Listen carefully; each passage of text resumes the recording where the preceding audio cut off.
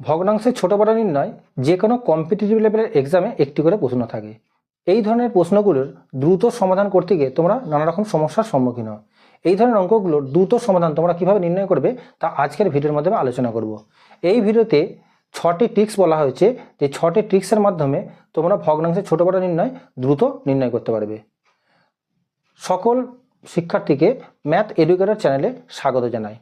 আশা করি তোমরা প্রত্যেকেই ভালো আছো। আজকের ভিডিওর মাধ্যমে ভগ্নাংশের ছোট বড় নির্ণয়ের 6টি ট্রিক্স তোমাদেরকে শেখানো হবে। যারা এই চ্যানেলকে সাবস্ক্রাইব করেছো তাদেরকে অসংখ্য ধন্যবাদ। যারা এখনও চ্যানেলটিকে সাবস্ক্রাইব করেনি তারা অবশ্যই চ্যানেলটিকে সাবস্ক্রাইব করো এবং পাশে থাকা বেল আইকনটি ক্লিক করে নোটিফিকেশনের মোডটি অলে সেভ করে দাও, যাতে ভিডিও আপলোড করার সঙ্গে সঙ্গে নোটিফিকেশনটি তোমার কাছে পৌঁছে যায়। তোমরা ভিডিওটা স্কিপ করে দেখবে না, স্কিপ করে ভিডিওটি দেখলে ট্রিক্সগুলি ভালোভাবে বুঝতে পারবে না। তাই চলো দেরি না করে ভিডিওটি শুরু করা যায়। এখন ভগ্নাংশের ছোট বড় নির্ণয় টাইপ নম্বর 1। দেখো এখানে কতগুলো ভগ্নাংশ আমরা লিখেছি, এর মধ্যে কোনটি বৃহত্তম এবং কোনটি ক্ষুদ্রতম তোমাকে বের করতে হবে। এই ভগ্নাংশগুলোতে ভালো করে লক্ষ্য করে দেখো প্রত্যেকটা ভগ্নাংশের লবগুলো দেখো সমান আছে। উপরটাকে লব বলা হয়, নিচেরটাকে হর বলা হয়। দেখো প্রত্যেকটা লব কি আছে, সমান আছে, এবং হরগুলো দেখো প্রত্যেকটা কিন্তু আলাদা আলাদা। তাহলে এখানে তোমরা মনে রাখবে যে ভগ্নাংশটির হর ছোট সেই ভগ্নাংশটি সব থেকে বড় হবে। তাহলে বৃহত্তম ভগ্নাংশ তোমার কত হবে না 3/5 হবে, এবং যে ভগ্নাংশটির হর বড় হবে সেটা তোমার ক্ষুদ্রতম ভগ্নাংশ হবে। তাহলে তোমরা মনে রাখবে এইভাবে, যদি কোনো ভগ্নাংশের লবগুলো সমান থাকে এবং হরগুলো আলাদা আলাদা হয়, তাহলে যে ভগ্নাংশটির হরটি ছোট সেটি হবে বৃহত্তম, এবং যে ভগ্নাংশটির হরটি বড় হবে সেটি হবে ক্ষুদ্রতম। এবার আসি টাইপ নম্বর 2। লক্ষ্য করে দেখো এখানে কতগুলো ভগ্নাংশ লিখেছি, এই ভগ্নাংশগুলোর মধ্যে কোনটি বৃহত্তম এবং কোনটি ক্ষুদ্রতম তোমাকে বের করতে হবে। এখানে লক্ষ্য করে দেখো প্রত্যেকটা ভগ্নাংশের লবগুলো কিন্তু আলাদা আলাদা আছে এবং হরগুলো দেখো একই আছে। তাহলে এই ধরনের ভগ্নাংশগুলোকে আমরা কি বলি, যখন লব বড় এবং হর ছোট থাকে সেই ভগ্নাংশকে আমরা বলি অপ্রকৃত ভগ্নাংশ।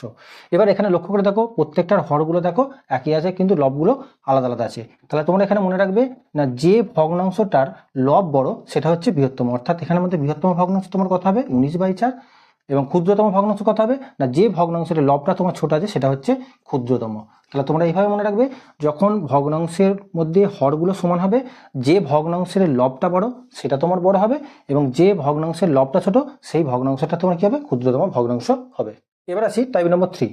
লক্ষ্য করে দেখো এখানে কতগুলো আমরা ভগ্নাংশ লিখেছি, এবং এই ভগ্নাংশগুলো প্রত্যেকটা হচ্ছে প্রকৃত ভগ্নাংশ। প্রকৃত ভগ্নাংশ কাকে বলে তোমরা আগে জানো, যে ভগ্নাংশের লব ছোট এবং হর বড় তাকে আমরা প্রকৃত ভগ্নাংশ বলি। এবার এখানে একটা জিনিস লক্ষ্য করে দেখো, লব এবং হরের মধ্যে পার্থক্যটা দেখো। দেখো এর লব হরের পার্থক্য কত তোমার 2, এর লব হরের পার্থক্য কত 2, এর লব হরের পার্থক্য কত 2, এর লব হরের পার্থক্য কত 2। অর্থাৎ লব এবং হরের পার্থক্য যদি তোমার একই থাকে তাহলে মনে রাখবে তোমরা যে ভগ্নাংশটির তোমার লবটা বড় সেই ভগ্নাংশটা তোমার হচ্ছে বড়। তাহলে বৃহত্তম ভগ্নাংশ কত হবে 17/19, এবং যে ভগ্নাংশের লবটা ছোট সেই ভগ্নাংশটি তোমার ছোট হবে, অর্থাৎ ক্ষুদ্রতম ভগ্নাংশ হবে। তাহলে সেটা কত 5/7।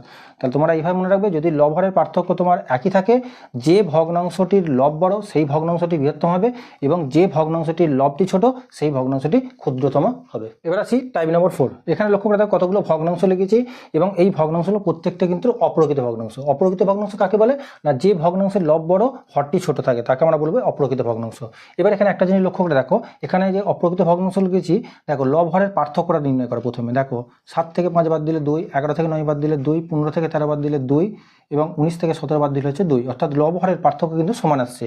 তাহলে এই ভগ্নাংশগুলোর মধ্যে বৃহত্তম কোনটা হবে, তোমরা এখানে মনে রাখবে যে যার লবটা হচ্ছে তোমার ছোট সেটা হচ্ছে বৃহত্তম, অর্থাৎ 7-এর 5টা তোমার বৃহত্তম, এবং যার লবটা তোমার বড় সেটি হচ্ছে ক্ষুদ্রতম, অর্থাৎ 19/17। তাহলে তোমরা এইভাবে মনে রাখবে, যদি কোনো অপ্রকৃত ভগ্নাংশের লব এবং হরের পার্থক্য সমান হয় সেক্ষেত্রে যে ভগ্নাংশটির লবটি ছোট সেটি হচ্ছে বৃহত্তম, এবং যে ভগ্নাংশটির লবটা তোমার হচ্ছে বড় সেটি হচ্ছে ক্ষুদ্রতম।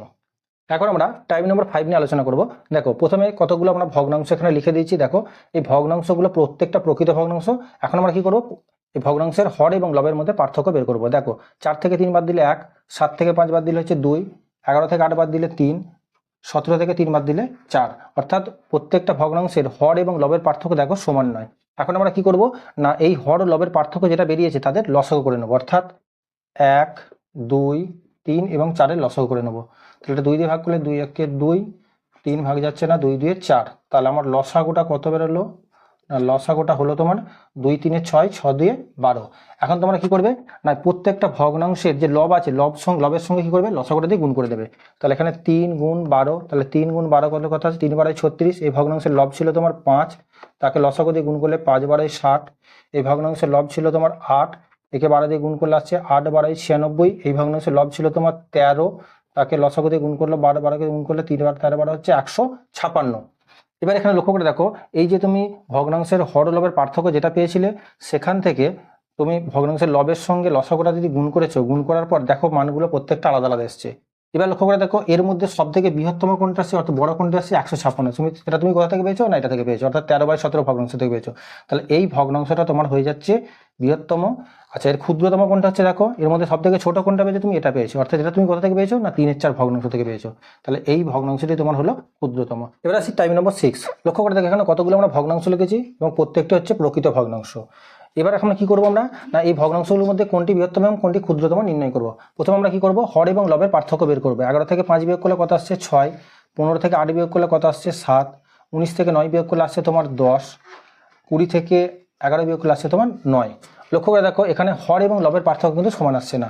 এখন তোমরা কি করবে না এই হর এবং লবের পার্থক্য যেটা পেয়েছো সেখানে লবটা দিয়ে তোমরা ভাগ করে নাও, অর্থাৎ 5কে তুমি কি করবে না 6 দিয়ে ভাগ করে নাও। তাহলে দশমিক খাইয়ে শূন্য করো, 6 8 48, 2 দশমিকের পর আর কিছু আসতে যাচ্ছে, দশমিকের পর জাস্ট এক ঘর তুমি ভাগ করো। এরপর কি করবে এখানে দেখো কত আছে 8 আছে। আচ্ছা হর লবের পার্থক্য তুমি কত পেয়েছো 7, এটা দিয়ে ভাগ করো।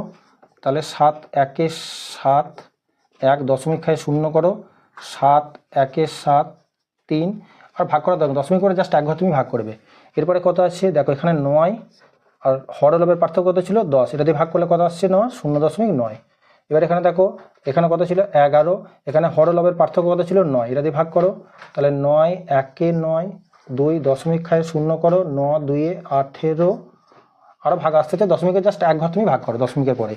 এবার এখানে লক্ষ্য করে দেখো এই যে দশমিকগুলো আমরা ভাগ করেছি এই ভাগগুলোর মধ্যে দেখো সব থেকে ক্ষুদ্রতম অর্থাৎ ছোট কোনটা দেখো দশমিক আটটা ছোট, এটা তুমি কোথা থেকে পেয়েছো না এই ভগ্নাংশ থেকে পেয়েছো অর্থাৎ 5/11 ভগ্নাংশটা থেকে পেয়েছো। তাহলে এই ভগ্নাংশটি তোমার হচ্ছে কি ক্ষুদ্রতম অর্থাৎ 5/11 হলো ক্ষুদ্রতম। এবার এই ভাগগুলোর মধ্যে দেখো সব থেকে বৃহত্তম কোনটা পেয়েছো অর্থাৎ বড় কোনটা তোমার 1.2, সেটা তুমি কোথা থেকে পেয়েছো না সেটা তুমি পেয়েছো 11/20 থেকে অর্থাৎ বৃহত্তম ভগ্নাংশটা হলো তোমার কত 11/20। এইভাবে তোমরা কিন্তু যে কোনো ভগ্নাংশের বৃহত্তম এবং ক্ষুদ্রতম ভগ্নাংশগুলো তোমরা নির্ণয় করতে পারবে। ভগ্নাংশের ছোট বড় নির্ণয়ের এই 6টি ট্রিক্সের মধ্যে কোন ট্রিক্সটি তোমার সেরা লেগেছে অবশ্যই কমেন্ট বক্সে জানাও। যারা এই চ্যানেলকে সাবস্ক্রাইব করেছো তাদেরকে অসংখ্য ধন্যবাদ। যারা এখনও চ্যানেলটিকে সাবস্ক্রাইব করোনি তারা অবশ্যই চ্যানেলটিকে সাবস্ক্রাইব করো এবং পাশে থাকা বেল আইকনটি ক্লিক করে নোটিফিকেশন মোডটি অলে সেভ করে দাও যাতে ভিডিও আপলোড করার সঙ্গে সঙ্গে নোটিফিকেশনটি তোমার কাছে পৌঁছে যায়। দেখা হচ্ছে পরবর্তী এরকমই একটি আকর্ষণীয় ভিডিও নিয়ে।